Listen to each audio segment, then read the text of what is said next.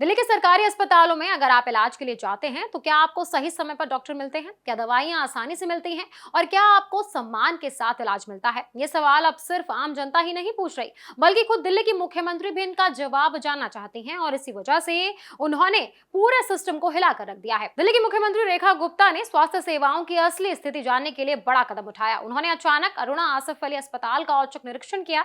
इस निरीक्षण की खास बात यह रही कि मुख्यमंत्री ने सिर्फ अधिकारियों से रिपोर्ट ही नहीं ली, बल्कि सीधे मरीजों और उनके परिजनों से बातें की। उन्होंने उनसे पूछा कि क्या डॉक्टर समय पर आते हैं, क्या इलाज सही तरीके से मिल रहा है और क्या अस्पताल में कोई परेशानी हो रही है। मरीजों से मिली जानकारी के आधार पर मुख्यमंत्री ने तुरंत अधिकारियों को जरूरी निर्देश दिए। उन्होंने साफ कहा कि अस्पताल में किसी भी तरह की लापरवाही बर्दाश्त नहीं की जाएगी।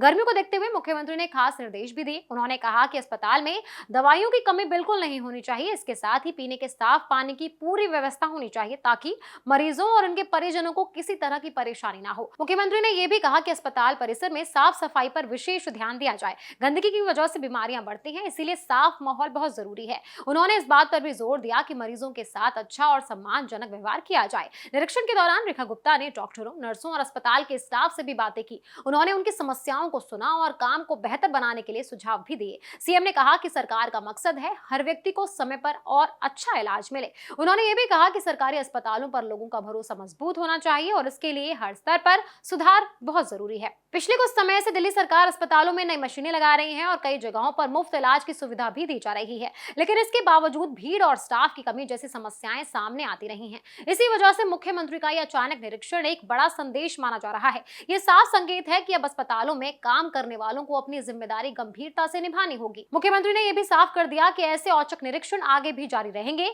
यानी अब किसी भी समय किसी भी अस्पताल में जांच हो सकती है। इस कदम से उम्मीद की जा रही है कि अस्पतालों की व्यवस्था बेहतर होगी, मरीजों को समय पर सही इलाज मिलेगा और स्वास्थ्य सेवाओं में सुधार देखने को मिलेगा। Subscribe now and press the bell icon. Never miss an update.